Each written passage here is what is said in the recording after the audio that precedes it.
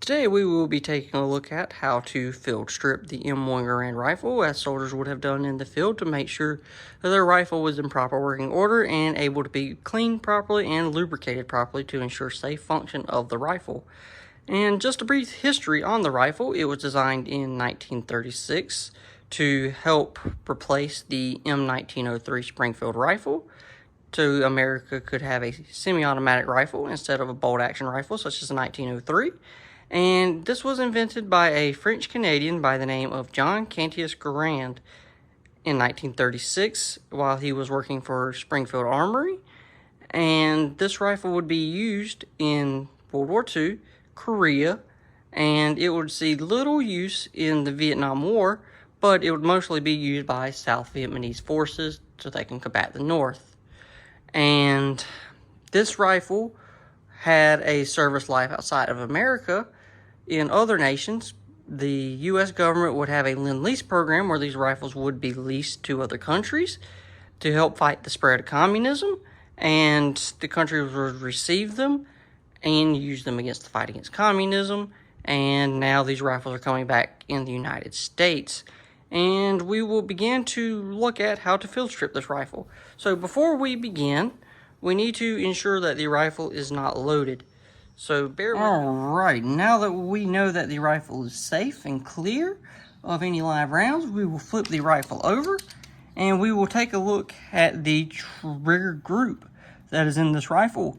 And to begin, we will put our thumb and our index finger right behind the trigger onto the trigger guard, and we will begin to pull back and lift up. Oh, that came a little quicker than I wanted it to.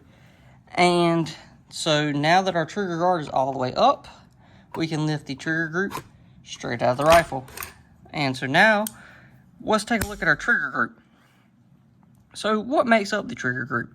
You have the trigger housing, which is this whole metal piece right here that holds all the guts, so to speak, together.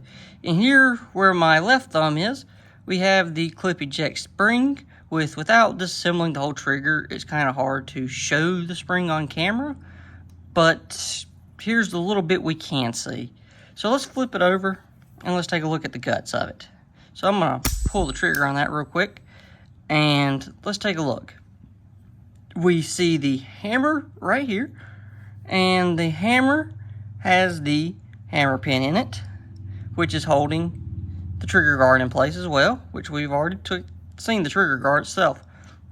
Then we have the safety in the back right there. Then we have the trigger itself, the trigger pin, the plunger housing, the plunger spring, and the plunger itself. And let's take a look at how the trigger itself functions. So now the hammer is reset. You'll see that the hammer hooks are being held back and not able to fly forward. And so the way we fire the trigger is we pull the trigger back, because this is a two-stage trigger. And once it hits the end of the first stage, it takes all the creep and all that out of the trigger, and then it hits the end of the first stage. And if I was to keep pulling this trigger, it fires. And so you wonder, well, what does it mean by two-stage? Well, the first stage is getting the rifle pretty much ready to fire. And it takes the hammer hooks off of the sear and gets it in between the sear and disconnect. And once you hit that end of that first stage, which is in between, the rifle just needs a little more pull to break it out between the sear and disconnect, and it'll fire it forward. And to reset this rifle, since it is a semi-automatic rifle, once the bolt flies back and resets the hammer, you have to let go of the trigger and then fire again, because this is not a fully automatic rifle, and it has to reset every time since it is not fully automatic. And there have been attempts to try to make fully automatic M1 Garands, but due to the way the rifle is designed, it is designed to be a semi-automatic rifle. The closest thing we would get to a fully automatic M1 Garand would be the M14, which would come out, I want to say, in about 1956. So now that we've taken a look at the trigger group, I'm going to set that to the side. And now we will see how to take the stock off. So let's see. Here's the stock in its entirety. And to take the stock off, we will put our hand on the stock, and then on the butt area of the stock, we will just literally lift up. And that takes the stock off. And now we can see the guts of the rifle. We can see the operating rod. Let's see, we can't see the whole operating rod just yet, but we can see it in the track right here. And we can see the spring, the follower arm, the op rod catch, the follower arm, and then there's that follower and slide assembly we looked at earlier just from the bottom. And we can see the clip latch pin, but that'll be more important in a minute. So, now that we have the stock and trigger group out, where do we go from here? Well, we put our hand on the follower rod, this little metal piece right here, and we're going to pull back on it. And you see the little hooks on it. The hooks go into the follower arm right here. I'll put it back in there, and let's see if we can get a closer shot on that. We can see the little hooks right there, which I don't know if the light will allow it, but we're going to pull back on it, take the spring out and follower rod out, and we're going to pull that out. That's a long spring, isn't it? Now we can move this freely due to there being no spring tension on it. So the bolt and op rod can move freely. So to take off the follower rod, that is not the follower rod. Now that we have the follower rod and follower rod spring out, we can now take out the op rod and the bolt itself. So to take the op rod out, we will pull the op rod back to this part right there, and once we get it to that point, there we can just pull the op rod towards us and it twists out. And we can now take the bolt out. And so now we have the bolt out. We can set the bolt to the side. And now to get the op rod out, all we have to do is really just pull up and out. And now our op rod is out. And that is how you field strip the rifle. Now you would be able to clean the rifle properly and grease the rifle, which in this video, this rifle doesn't need to be greased due to it being part of my personal collection and a museum piece for my private collection. Everything on it is cleaned already, but due for the sake of the video, we'll point out places you need to clean and grease your rifle for proper function. So for greasing purposes, once all your surfaces are clean, you wipe them down with the proper gun oil. You will put grease along there, and we recommend machine grease, Lucas grease if you have it. You can find it at Walmart and your local auto repair shops. It's in a white bottle, and it's usually a red grease. And you just put a little light coating on there with a paintbrush. But due for this video, we are not cleaning it. We are just instructing on how to take it apart for you to be able to clean. Cleaning the rifle in depth will be in another video itself, but I will briefly go over where you need to grease your rifle in this video, and I'll also talk about it in the next.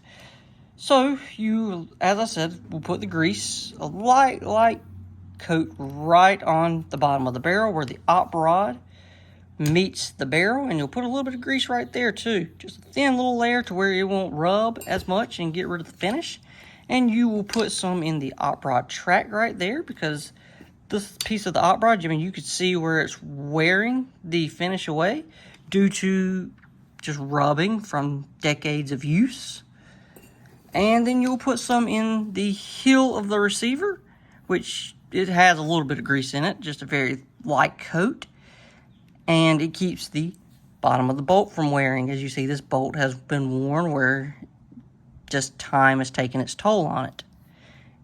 And now, since we have it fully stripped, we will put the rifle back together. So to put the rifle back together, we will take our op rod. Let's get it all in frame. And then our bolt. Take these two, which this bolt is a SA-A3, so this is a post-war bolt. And when I mean post-war, it references after World War II.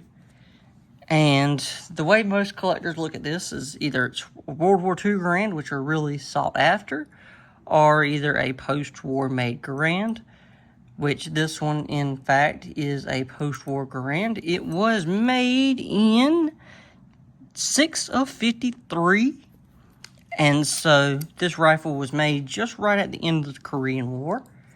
And this rifle itself was actually used, in which we'll take a look at the tag in a minute, which, well, we'll do it while we're here.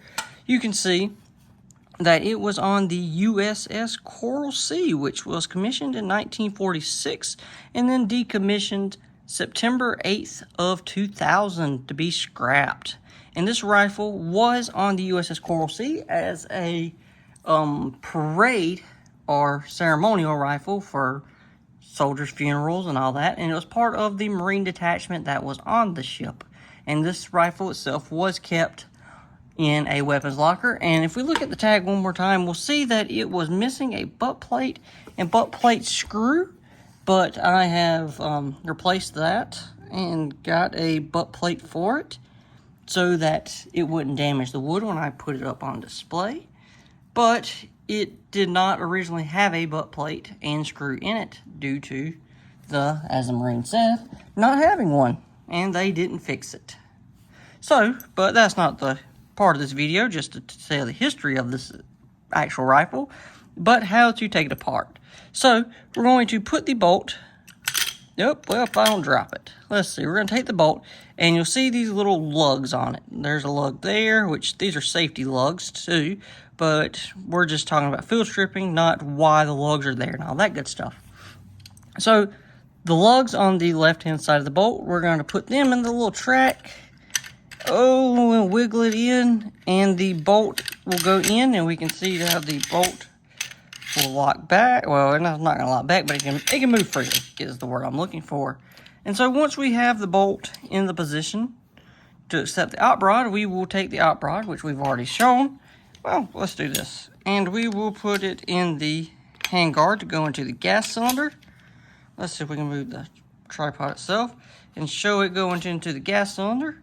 And so now that it's in there, let's get the tripod set back up. Finicky little tripod it is.